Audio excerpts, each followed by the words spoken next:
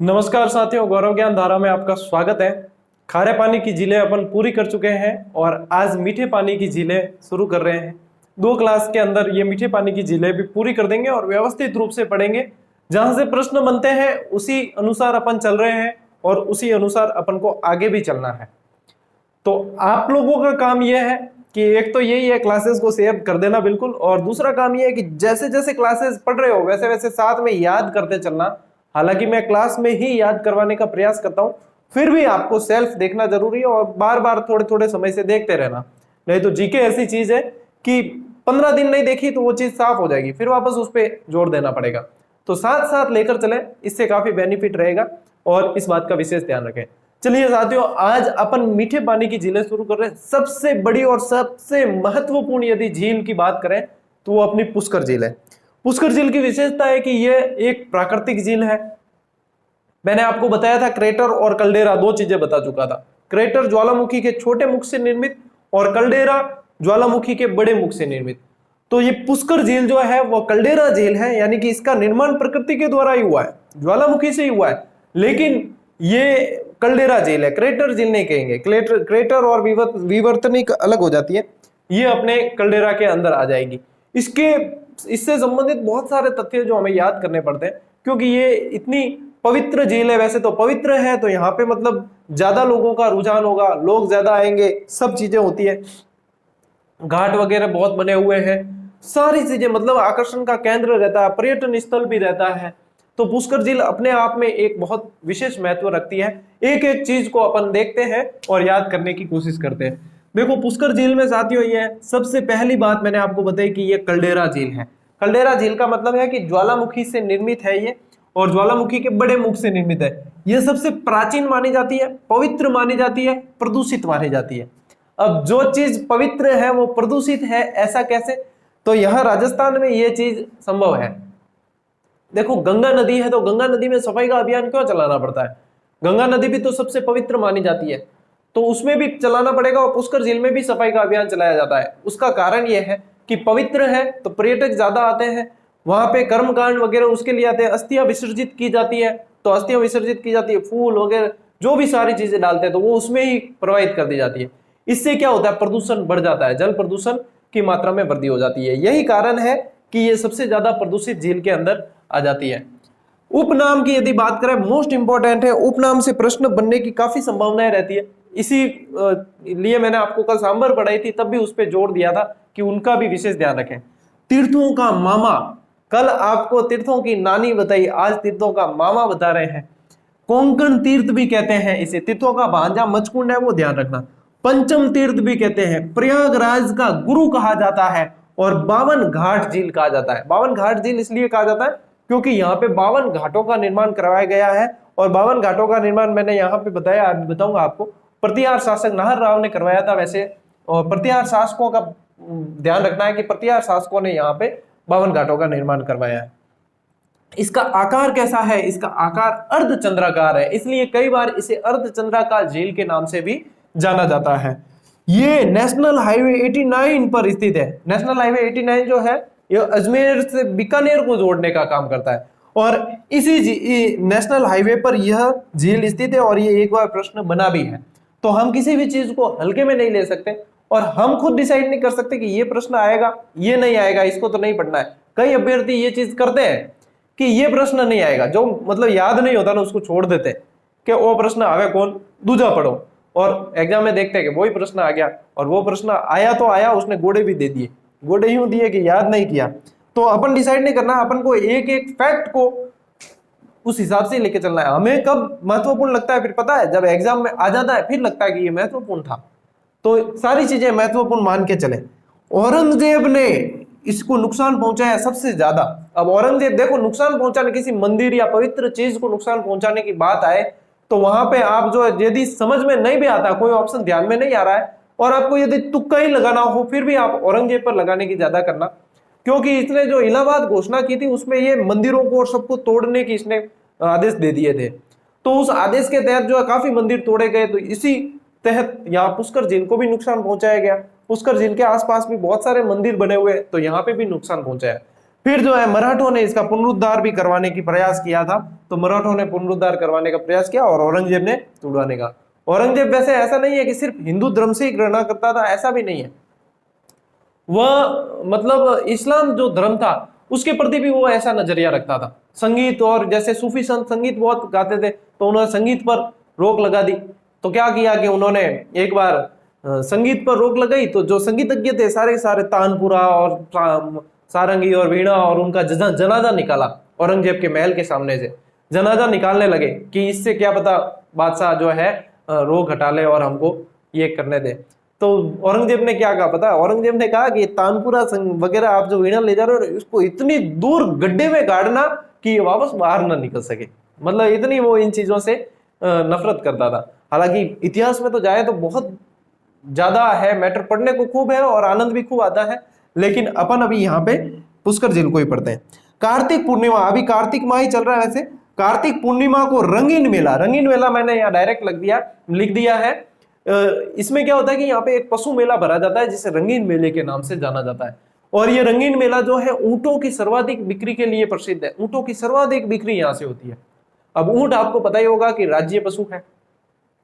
19 सितंबर 2014 को अधिसूचना जारी हुई थी और इसको मतलब घोषणा तो कर दी थी 30 जून 2014 को एक ऊंट को राज्य पशुधन श्रेणी का राज्य पशु घोषित किया जाएगा। लेकिन अधिसूचना जो है 19 सितंबर 2014 को जारी की गई और उसके बाद में ऊंट को राज्य पशु बना दिया गया।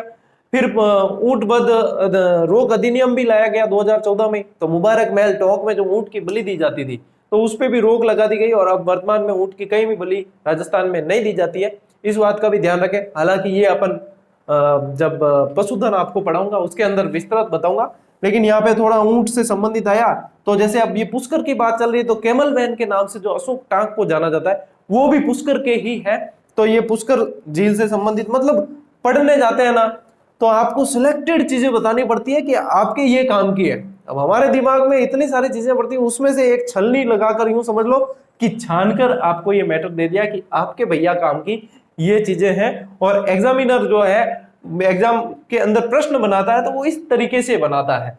तो ये इसमें हालांकि मेहनत हमें लगती है, लेकिन ये चीजें आपके काम की बहुत सारी चीजें और इफेक्ट करती है, लेकिन उसे हम साइड में कर देते हैं। अब कालिदास ने अपनी पुस्तकों का संकलन यहाँ किया था। कालिदास ने तो किया और ये भी बताते हैं कि रामायण महाभारत और वेदों का भी अंतिम रूप से संकलन जो हुआ था वो इसी पुष्कर झील के किनारे ही किया गया था। मतलब पुष्कर अपने आप में बहुत ही महत्वपूर्ण झील है और इसको मतलब हल्के में मत लेना आप कि ये बाद में पढ़ लेंगे या नहीं, साथ में याद करके चलो। एक बार पढ़ लोगे तो चीजें अपने दिमाग में रहेगी। और एक चीज ध्यान रखना, ज्यादा पवित्रता की या ज्यादा मंदिरों की या कोई ऐसी जो जिसमें मतलब यही कहूंगा मैं कि पवित्रता से संबंधित ज्यादा आ जाए, हिंदू धर्म से संबंधित जो आपको उत्तर बिल्कुल ही नहीं आ रहा है, तो यानी कि या तो आप वो प्रश्न छोड़ोगे या रिस्क लेनी है तो पुष्कर झील के अंदर रहना, तो वहां सही होने के चांसेस थोड़े से ज्यादा होंगे। मैं ये नहीं कहूंगा कि 100% सही होगा, लेकिन सही होने के चांसेस थोड़े से बढ़ जाएंगे। क्यों? जो ये तथ्य मैंने आपको दिए हैं उनसे आप अंदाजा लगा सकते हो। 52 घाटों का निर्माण प्रतिहार शासकों ने करवाया। विश्व का पहला ब्रह्मा मंदिर यही पुष्कर के अंदर बनाया गया था, शंकराचार्य जी द्वारा स्थापित करवाया गया था। अब इसमें ऐसा बताया जाता है साथियों ब्रह्मा जी मंदिर से संबंधित कि ब्रह्मा जी के मंदिर की जहां भी मूर्ति प्रतिष्ठापित की जाती है, स्थापित की जाती है, तो जिसके द्वारा मूर्ति स्थापित की जाती है उसे वो अगला सूरज नहीं देख पाता, ऐसा कहा जाता है। तो वो या तो समाधि ले लेते हैं या जो भी है वो उनके साथ में मतलब कुछ ऐसा होता है कि वो अगला सूरज नहीं देख पाते। इसी को कारण बताते हुए ये बताते हैं कि ब्रह्मा जी मंदिर जो है भारत में इतने कम है। कितने हैं? पहला तो ये, दूसरा छिंच बांसवाड़ा के अंदर और तीसरा आसोतरा बालोतरा के अंदर। आसोतरा बालोतरा जो बाड़मेर डिस्ट्रिक्ट के अंदर है। तो ये 3 मंदिर ही राजस्थान में ब्रह्मा मंदिर के जो मुख्य ब्रह्मा मंदिर है उसके पढ़ने की दृष्टि से अपने जो है महत्वपूर्ण माने जाते हैं। इसके अलावा ब्रह्मा मंदिर नहीं देखे जाते। तो तीनों चीजें तीनों साथ में ध्यान में रखना। पहला जो है और विश्व प्रसिद्ध है ये ब्रह्मा मंदिर, ठीक है ना? तो इस चीज को भी ध्यान में रखना। द्रविड़ शैली में बना हुआ राजस्थान का एकमात्र मंदिर रंगदेव मंदिर, वो भी अपने यहाँ पे। अब द्रविड़ शैली में बने हुए कैसे होते हैं कि देखो अपने यहाँ पे बहुत सारी शैलियां चलती है, पंचायतन शैली भी होती है, द्रविड़ शैली भी होती है, नागर शैली होती है। जो मंदिर में मैं विस्तृत रूप से आपको पढ़ाऊंगा, सारी शैलियां भी बताऊंगा और सारे मंदिर भी आपको पढ़ाऊंगा। तो इसमें द्रविड़ शैली में क्या होता है साथियों कि शिखर नुमा मंदिर होता है, जैसे साउथ में होते हैं ना, साउथ में ज्यादातर मंदिर द्रविड़ शैली के देखने को मिलते हैं, शिखर नुमा होते हैं, तिके तिके ऊपर की तरफ जाते हैं। तो ये यहाँ पे रंगदेव जो मंदिर है वो द्रविड़ शैली में बना हुआ मंदिर है जो पुष्कर के अंदर बना है। इसके अलावा पुष्कर झील के आसपास यदि आप घूमने भी जाते हो तो आपको बहुत सारे मंदिर देखने को मिलेंगे, जैसे कि बैकुंठ मंदिर, वराह मंदिर, सावित्री मंदिर, मल्लेश्वर महादेव मंदिर, इस तरीके से और भी छोटे छोटे बहुत सारे मंदिर है। ये तो मतलब मुख्य मुख्य मंदिर आ गए, लेकिन छोटे छोटे और बहुत सारे मंदिर देखने को मिलते हैं, लेकिन वो सारे के सारे एग्जाम में नहीं पूछे जाते। तो एग्जाम में जो पूछे जाते हैं वो मैंने आपको बता दिए। अब 52 घाट है, उनमें देखो एक घाट जो है ये 1911 के अंदर महारानी मैरी ने बनवाया था। इंग्लैंड की महारानी जो थी मैरी ने जनाना घाट बनवाया, जो स्पेशल जनाना, देखो जनाना घाट किससे संबंधित होता है, महिलाओं से संबंधित। तो महारानी मैरी ने जनाना घाट बनवाया। ये प्रश्न एक बार पूछा गया था एग्जाम में कि जनाना घाट का निर्माण किसने करवाया था, महारानी मैरी ने करवाया। अब इसमें ऐसे दे देते हैं महारानी एलिजाबेथ, महारानी मैरी दे दिया एक, एलिजाबेथ दे दिया, विक्टोरिया दे दिया, इस तरीके से प्रश्न दे देते हैं। तो महारानी मैरी को आपको ध्यान में रखना है। महारानी अपने यहाँ की नहीं थी, इंग्लैंड की थी, ठीक है। कनाडा की सहायता से यहाँ पे सफाई करवाई जाती है। अब इस देश को ध्यान में रखना है, सफाई की जाती है ये इंपॉर्टेंट नहीं है, किसकी सहायता से की जाती है ये इंपॉर्टेंट है, तो ये ध्यान में रखना। महात्मा गांधी और बाला साहेब ठाकरे की अस्थियां भी यहाँ कौन से घाट पर, गौ घाट पर विसर्जित की गई थी। तो इन चीजों को सभी को आपको ध्यान में रखना है। हालांकि पुष्कर झील में मैंने काफी तथ्य आपको दे दिए, लेकिन फिर भी जो है इतनी बड़ी चीज, इतनी बड़ी झील है और इतनी महत्वपूर्ण है कि हो सकता है कि कुछ और भी बनते हैं, प्रश्न तो काफी बनते हैं, लेकिन मैंने कोशिश की है कि जितने बनते हैं और शॉर्ट तरीके से आपको देने की कोशिश की है। अब जैसे आप लिखते हो ना, तो आपको ये ऐसे लिखकर थोड़ा सा छोड़ना नहीं, आपको व्यवस्थित लिखना है कि 1911 में इंग्लैंड की महारानी मैरी द्वारा महिलाओं के लिए जनाना घाट का निर्माण करवाया गया, क्योंकि मैंने बोल के आपको पूरा समझाया है। अब लिखना कब कैसे है वो चीज आपको इस तरीके से लिखनी है, ठीक है ना। सारी चीजें सबके बारे में बताई है। अब उपनाम वगैरह तो आप ऐसे ही लिखोगे, लेकिन बाकी के अंदर लैंग्वेज आपके हिसाब से आप जोड़ते हुए और व्यवस्थित तरीके से नोट्स बना के चलना।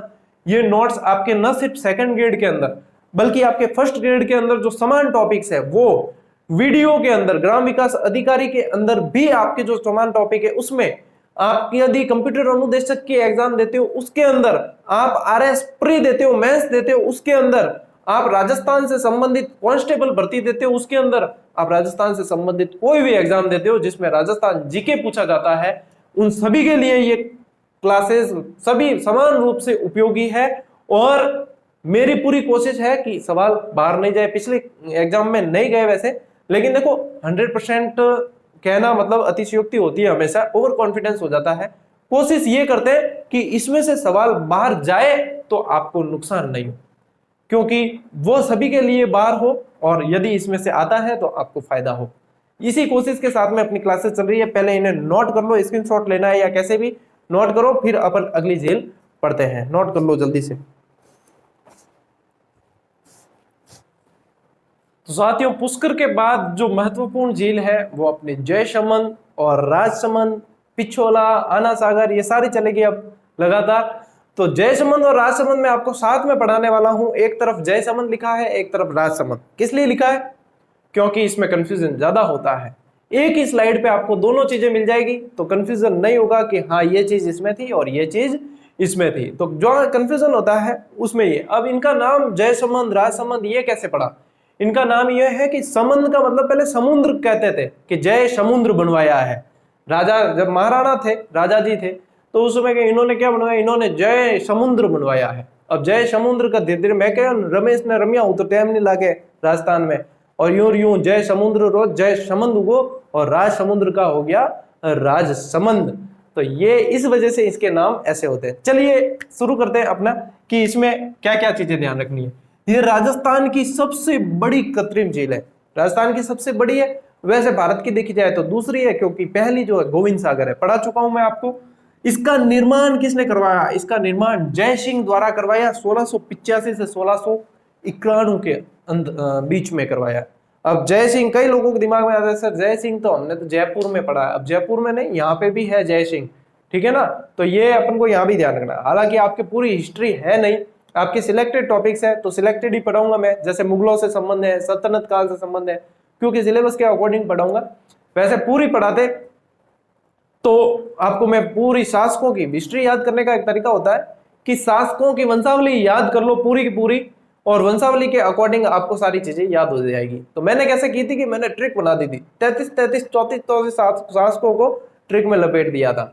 तो कैसे लपेटा, जैसे मैं बताता हूँ आपको, पहले भी बताइए, स्टूडेंट जो पुराने जुड़े हैं उनको पता होगा कि जैसे अपने मेवाड़ की ट्रिक बताया जाए तो सबसे पहले आदि पुरुष याद रखते, और आदि पुरुष से फिर वो ट्रिक स्टार्ट होती, तो वो क्या है कि याद कर लेते एक बार, तो उसके बाद में कोई समस्या नहीं आती।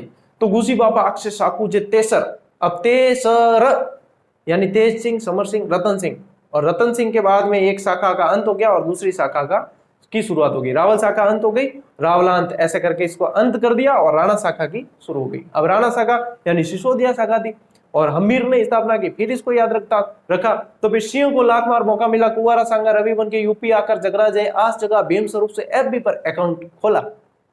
ये एफबी फतेह सिंह और भोपाल सिंह, लास्ट वाला बता दिया, पहले बता दिया, बीच में पूरा कुंवारा सांगा रवि बन के यूपी आकर जगरा जाए, आज जगह, ये पूरे मतलब इसको डिस्क्राइब करते हैं ना, पूरी वंशावली निकलती है, एक भी शासक बीच में नहीं छूटता, जो एग्जामिनर पूछता है उसके अकॉर्डिंग पूरी निकलती है। ऐसे कैसे मारवाड़ के वगैरह सारे के सारे याद किए हुए। अभी भी यदि कहा हो मुझे कि सर आपको ये आधा घंटा दिया है या 1 घंटा दिया है जिसमें आपको जितनी ट्रिक है तो आपको लगातार बोलनी है, तो बड़ी बात नहीं कर रहा हूं वैसे, लेकिन वो 1 घंटा कम पड़ जाएगा क्योंकि वो याद जो होती है वो दिमाग में होती है बस, अब वो आगे से आगे निकलती है, जैसे एक ट्रिक से दूसरी, दूसरी से तीसरी, इस तरीके से याद ही रहती है। और इसीलिए मैं विद्यार्थियों को भी देता हूँ, जितनी भी ट्रिक होती है देने की कोशिश करता हूँ कि आप भी याद करो, और इससे मतलब आपके कंफ्यूजन बिल्कुल नहीं होगा और एग्जाम में गलत होने की संभावनाएं समाप्त हो जाती है।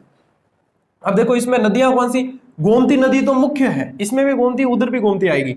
गोमती नदी तो मुख्य है, लेकिन 2 नदियां छोटी छोटी, नाले हैं छोटे छोटे, वैसे नदियां तो क्या, झावरी और बागर, ये 2 नदियां भी और इसके अंदर गिरती है। तो मुख्य तो गोमती है, झावरी और बागर भी यदि पूछ लिया जाए निकट भविष्य में तो ध्यान रखना कि जयसमंद झील से संबंधित पूछ रहे हैं। इसमें 7 टापू बने हुए हैं, 7 टापू में सबसे बड़ा जो टापू है वो बाबा का भाखड़ा है, और सबसे छोटा प्यारी है। प्यारी देखो छोटी सी है और छोटी सी टापू है ये, तो इसको मैंने लिखा भी छोटा है ताकि आपको याद रहे कि छोटा तो सर ने बताया प्यारी है, तो प्यारी छोटा सा लिखा है। और बाबा, घर में बाबा कोई है तो बाबा किसको कहेंगे, बड़े को कहेंगे, तो बाबा का भाखड़ा बड़ा है और प्यारी सबसे छोटी। छोटा और बड़ा ही पूछा जाता है, बीच में टापू नहीं पूछे जाते, ठीक है। ढेबर झील कहा जाता है इसे, क्यों कहा जाता है ढेबर झील, ज्यादातर को पता है कि ढेबर झील कहा जाता है इसे। ढेबर झील इसलिए कहा जाता है कि गोमती नदी जब निकलती है तो एक ढेबर नामक दर्रे से होकर गुजरती है। ढेबर क्या है, ढेबर वैसे एक दर्रा है, ठीक है, ढेबर एक दर्रा है, इस दर्रे से होकर ये गुजरती है, तो फिर ये ढेबर झील कहलाती है। तो कंसेप्ट को क्लियर करते हुए आगे चलें, ताकि एक बार पढ़ लिया वापस उससे संबंधित शंका नहीं रहे मन में। इससे श्यामपुरा व भाट नहरें निकाली गई है। श्यामपुरा और भाट नाम की 2 नहरें हैं जो जयसमंद झील से निकाली गई है। आइसलैंड रिसोर्ट बना हुआ है इसमें, कहां पे बना हुआ है, ये जो बाबा का भाखड़ा है ना, इस बाबा के भाखड़े पर ही ये टापू है, इस पर आइसलैंड रिसोर्ट बना हुआ है, बहुत बढ़िया होटल है एक तरह की ये। लसाड़िया पठार, ये एक बार प्रश्न बना था, लसाड़िया पठार कौन सी झील के पास स्थित है, लसाड़िया पठार आपके जयसमंद झील के पास स्थित है। और जयसमंद झील आपने जब पठार अपन ने पढ़ाए थे, आपने पढ़े थे, और उसके अंदर मैंने बताया था कि सर्वाधिक विच्छेदित कटाफटा पठार यदि कोई पूछा जाता है तो वो अपना लसाड़िया पठार है। और लसाड़िया पठार उस समय भी बताया था कि जयसमंद झील के पास स्थित है, अभी वापस बता दिया, तो ये इंपॉर्टेंट प्रश्न है, इसका भी ध्यान रखें। अब चलते हैं अपन राजसमंद झील की तरफ। सबसे पहली बात बता दूं कि ये कृत्रिम झील है, प्राकृतिक नहीं है।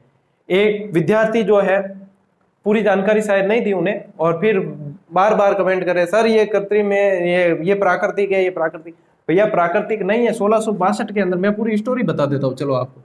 1662 के अंदर इसका निर्माण करवाया महाराणा राज सिंह जी ने।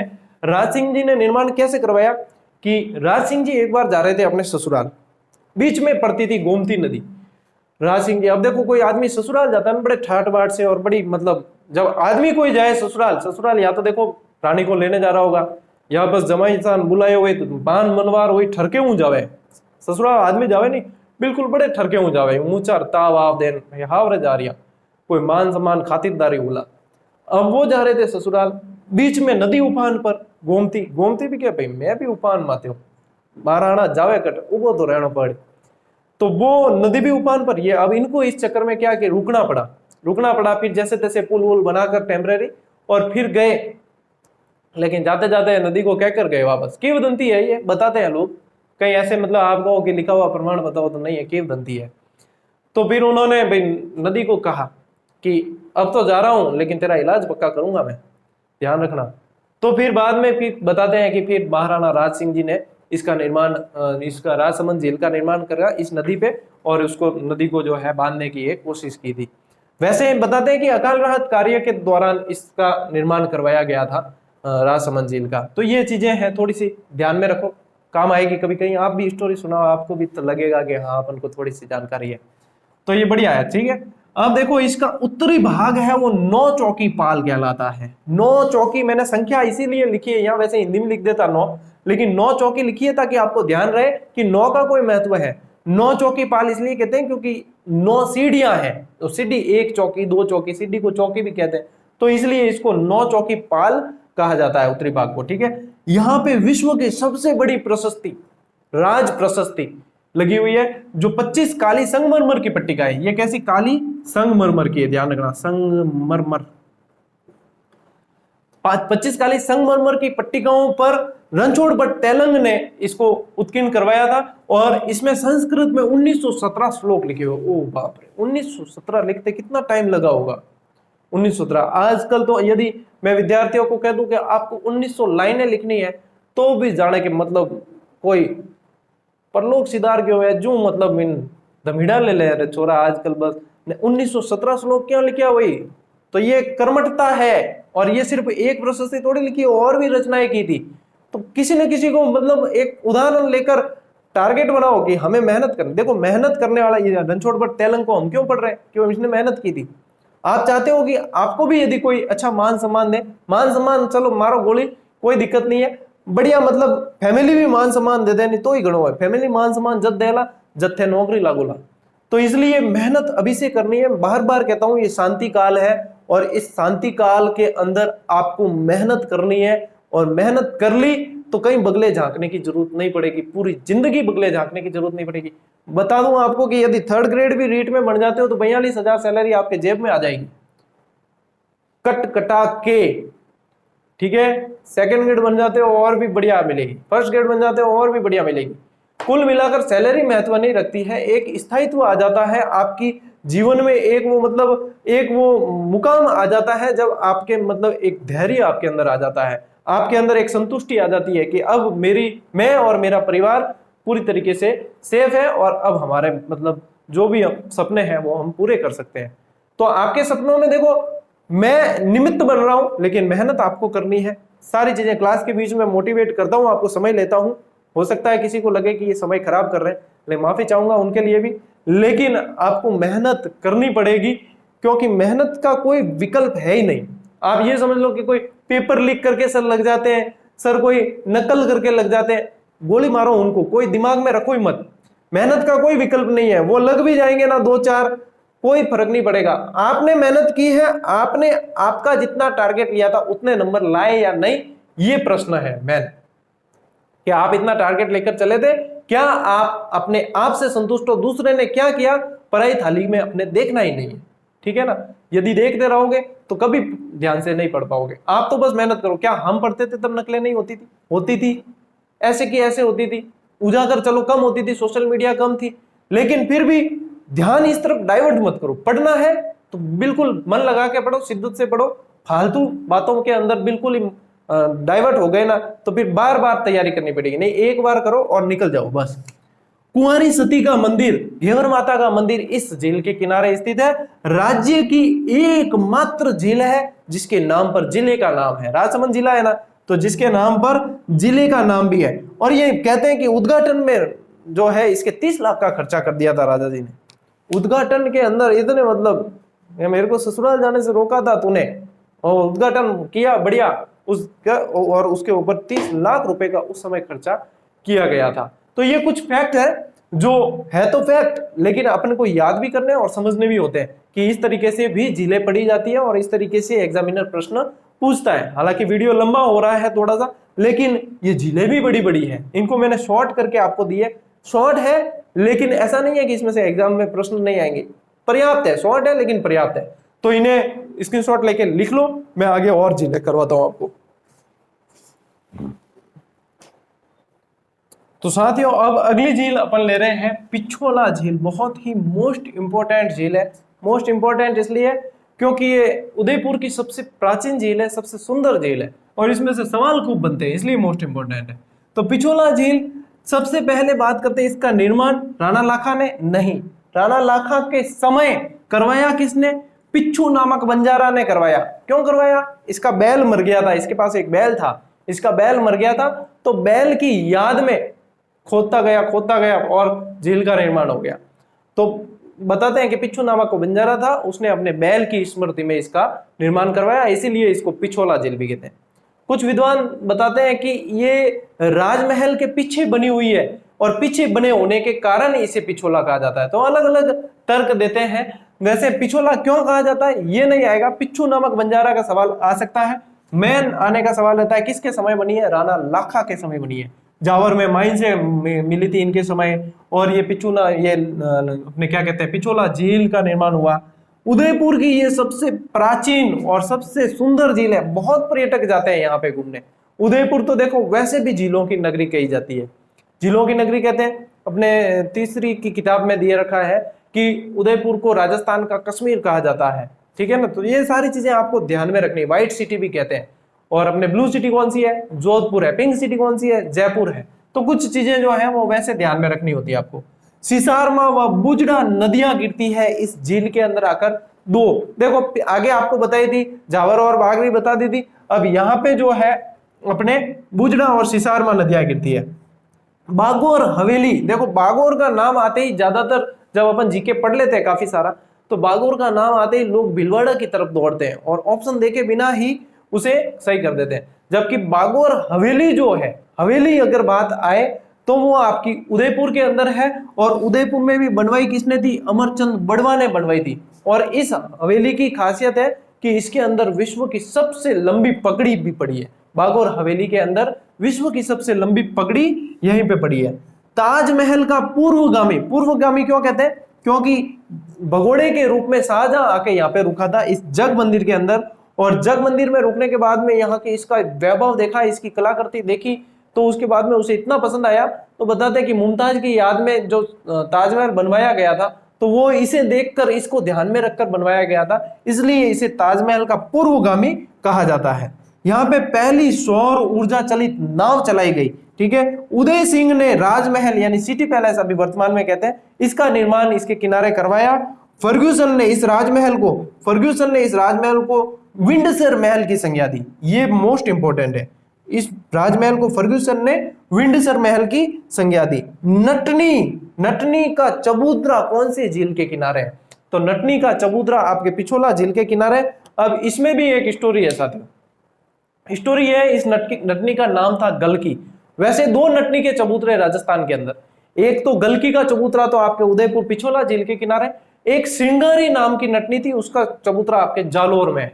तो ये दो नटनियां हैं, दोनों की लगभग सेम स्टोरी है। अब स्टोरी कैसे कि राजा महाराजा ऐसे बैठे होते उस समय, तो उस समय मतलब कोई कह देना कुछ कि मैं ऐसे कर सकता हूं, तो उनको यदि विश्वास नहीं होता उस पे, तो वो मतलब उनको शर्त लगा देते खुद की तरफ से कि अच्छा तू ऐसे कर दे तो मेरा आधा राज्य तेरा। तो ऐसे का ऐसे गलकी को भी राजा ने जो है वचन दे दिया कि यदि तू ऐसा कर देती है तो मेरा आधा राज्य जो है वो तेरा हो जाएगा। अब देखो नट होते हैं ना, नट जो होते हैं कलाकार होते हैं, तो नटों का मतलब ये एक तरह से काम होता है, उनका मतलब उनका हुनर होता है, काम तो क्या कहूं मैं कि उनका हुनर होता है कि वो रस्सी पर चल सकते हैं। तो उन्होंने कहा कि इस पिछोला झील के ऊपर एक रस्सी बांधो, और यदि तो उस रस्सी पर चलकर इसको पूरी पार कर लेगी तो आधा राज्य तेरा। तो उसका तो भाई काम था, उसका हुनर था ये, तो वो चलते चलते मतलब काफी दूरी तय कर दी रस्सी पर। वो ऐसे लकड़ी लेकर चलते हैं ना, वो ऐसे चलते चलते काफी दूरी तय कर दी। अब राजा तो टेंशन में आए तो क्या करें, देखो क्षत्रिय ठहरे, प्राण जाए पर वचन न जाए वाली बात उनके दिमाग में आ जाती है। लेकिन राजा ने वचन दिया, राजा नहीं तोड़ सकता, लेकिन दूसरे तो तोड़ सकते हैं। तो वो क्या करते हैं, अब सामंत जो होते हैं वो सोचते हैं राजा जी ने तो वादा तो कर दिया, और ये अगर ये हो गया तो फिर आधा राज्य जाएगा, बदनामी और अलग से हो जाएगी। तो फिर उन्होंने सामंत क्या करते कि जैसे ही वो जब झील पार करके पहुंचने वाली थी गल की, तो उन्होंने क्या किया कि उस रस्सी को काट दिया।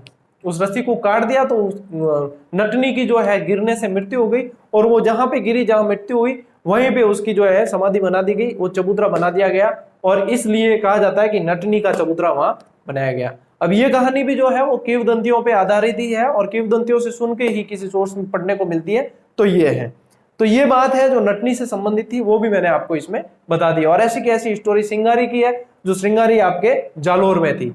ठीक है, अब बात करते हैं अपन आना सागर झील की। आना सागर आना जी ने बनवाई, इसलिए आना सागर। आना जी यानी अर्णोराज, अर्णोराज को आना जी भी कहते थे। ठीक है ना, आना जी ने बनवाई अजमेर के अंदर। 1137 में इस झील का निर्माण करवाया गया, चंद्रा नदी पर करवाया गया। कहते हैं कि उस समय तुर्क आक्रमण हुआ था और बहुत ज्यादा मात्रा में काट छाट हुई थी, तो आधे सब किसी के पड़े थे, आधे किसी के मतलब रक्त बिखरा हुआ था पूरा का पूरा। तो ये बताया जाता है कि तुर्कों के रक्त को साफ करने के लिए इस झील का निर्माण करवाया गया था। ठीक है, इस चीज को भी ध्यान में रखना। मेन जो चीज है वो ये है कि जहांगीर ने यहाँ दौलत बाग बनवाया, दौलत उद्यान बनवाया, और ये दौलत उद्यान वर्तमान में सुभाष उद्यान के नाम से जाना जाता है। कैसे याद रखोगे? देखो, जहांगीर ने बनवाया, ये तो याद रखना ही पड़ेगा। दौलत उद्यान था, फिर वर्तमान में सुभाष उद्यान है, कैसे याद रखोगे? तो ऐसे याद रखना कि जब राजा महाराजे थे ना अपने यहाँ पे भारत में, तब दौलत बहुत थी, सोने की चिड़िया कहा जाता था, दौलत बहुत थी, धन दौलत बहुत था। तो दौलत उद्यान यानी पहले दौलत उद्यान नाम आएगा। बाद में आपके सुभाष चंद्र बोस जो है वो स्वतंत्रता संग्राम में शहीद हुए थे, तो वो बाद में आए थे, तो बाद में इसका नाम क्या हुआ? सुभाष उद्यान हुआ। ठीक है, तरीका अच्छा है। चलो, शाहजहां ने यहाँ पे बारेदरी, बारेदरी क्या होती है अब पढ़ तो लेते हैं अपन, सीधी सीधी बारेदरी बनवाई। बारेदरी एक तरह की छतरियां होती है, ये समझ लो। छतरी क्या होती है? अब कहे कोई जना साइंस वाला कह सके, ज्यादा दूजा तो कोई नहीं कहे, जीके पहली बार यदि पढ़ेंगे तो क्या छतरी क्या होती है? छतरियां आपने देखी होगी, जब किसी की स्मृति बनाई जाती है या तो समाधि के ऊपर, एक तरह से यूं कह दो कि 4-5 पिलर होते हैं और उसके ऊपर वो गुंबद नुमा वो अपने क्या कहते हैं, कलाकृति नहीं कहेंगे, देखो दिमाग कैसा होता है, ऐसे शब्द निकल जाते हैं, इस स्थापत्य कला होती है। ठीक है ना, तो वो जो बनाई हुई होती है स्थापत्य कलाकृति, वो बारेदरी कहलाती है, छतरी नुमा, एक तरह से छतरी होती है। तो यहाँ पे 5 बारेदरी का निर्माण करवाया था और 3 खामखा के दरवाजे बनवा दिए। कैसे याद करो? बारेदरी और खामखा के दरवाजे बनवा दिए। किसने बनवाए? शाहजहां ने बनवाए। शाहजहां ने खामखा के दरवाजे बना दिए, ऐसे याद रख लेना। ठीक है, जहांगीर ने चश्मा-ए नूर, अब कुछ किताबें चश्मा-ए नूर झरना बनवाया ऐसे देते हैं, वैसे चश्मा जो है ना, चश्मा झरने का ही पर्यायवाची शब्द है, तो चश्मा-ए नूर बनवाया, तो झरना ही है ये एक तरह का, तो चश्मा-ए नूर बनवाया, इस चीज को ध्यान रखें। और अकबर ने यहाँ पे जामा मस्जिद बनवाई थी। देखो, अकबर जहांगीर और शाहजहां से संबंधित यहाँ, अब वैसे भी अजमेर तो केंद्र रहा है और अजमेर से संबंधित बहुत इनसे जुड़ाव रहा है, और काफी तथ्य पढ़ने को मिलेंगे इनसे संबंधित। कोशिश की है कि रोचक तरीके से आपको पढ़ाया जाए और याद करवाया जाए, और इसे एक बार देख लिया, एक बार नोट्स बना लोगे, एक बार वापस पढ़ लोगे, तो मुझे पूरा विश्वास है कि आपको ये अच्छी तरीके से याद हो जाएंगे। और साथियों, एक बात बताना चाहूंगा, बहुत अच्छा लगता है जब यदि कोई सोशल मीडिया पे कहीं देखते हैं ऐसी पोस्ट सर्फिंग करते हुए दिख जाती है कि सेकंड ग्रेड के लिए, फर्स्ट ग्रेड के लिए कोई अच्छी कोचिंग या अच्छा चैनल सजेस्ट करें, और उसके कमेंट सेक्शन में जब अपने 4-5 कमेंट मिल जाए तो बहुत अच्छा लगता है देखकर। आज ही देखे मैंने 2-4 कमेंट, कोई खान साहब है, उन्होंने, नाम मुझे याद नहीं है अभी पूरी तरीके से, बहुत अच्छा लगा मुझे देखकर कि उन्होंने क्लासेस को शेयर किया। काफी विद्यार्थी करते हैं और उनका मतलब ये उन्हें पसंद आई है। हालांकि मैं तो पूरी तरीके से मेहनत कर रहा हूँ, समर्पण पूरा ही है मेरा। अभी आगे और समर्पण आपको देखने को मिलेगा। कुछ प्रोजेक्ट हैं जो मैंने सिर्फ बताया कि मैं इन प्रोजेक्ट पर काम कर रहा हूँ, लेकिन क्या है वो नहीं बताया, वो धीरे धीरे आपको पता चलेंगे, और वे सभी आपके लिए बहुत हितकारी होंगे, बहुत आपके हित में है, और आपके हित को सबसे पहले देखते हुए ही मैं उन पे काम करता हूं और उन पे काम कर रहा हूं। तो अच्छा लगता है वैसे। और बाकी जो साथी नए जुड़े हैं या पुराने भी जुड़े हुए हैं तो शेयर जरूर करें। कई जगह ये भी कहते हैं कि सर आप इतना अच्छा पढ़ाते हो तो हम शेयर कैसे करें। अब देखो, मैं तो नहीं कहूंगा कि मैं अच्छा पढ़ाता हूं, आप कहते हो तो बहुत अच्छी बात है मेरे लिए, लेकिन ऐसा है कि मारवाड़ी में क्या तो जस लेना है, जस थे यूं भी ले सको, और कोई दूजो शेयर कर दे और चैनल यूं भी मिल जाए, पस थे जस नहीं ले सकोगे। मैं वो बच गई कि मने तो यूं ही मिली हो, इनो बढ़िया है कि थे खुद ही शेयर कर लो और जस ले लो, जस रा फदिया ले हूं कहीं जावे तो जस लेने रो मौको है, पढ़ावे तो गुरु जी है, थान तो खाली शेयर ही करनी है। तो ये एक मतलब ये मन में एक भ्रांति नहीं रखनी है कि हम शेयर करेंगे तो हमारा सिलेक्शन रुक जाएगा, किसी और का हो जाएगा। सबको अपने अपने हिस्से की मेहनत करनी ही होती है। क्लासेस तो वैसे भी यूट्यूब पे सार्वजनिक है, कोई भी देख सकता है, तो शेयर करने में अपने क्या जाता है, तो शेयर कर लो, कोई दिक्कत नहीं, कोई चार्ज नहीं है शेयर करने का। वैसे किसी का भला ही होगा और क्या पता उसका भला होने में आपका भी भला हो जाए। तो अच्छी धारणा के साथ में शेयर करना चाहिए, ऐसे नेगेटिविटी मन में नहीं रखनी चाहिए। चलिए इसे नोट कर लीजिए और मिलते हैं अगली क्लास में, तब तक के लिए राम राम, जय हिंद।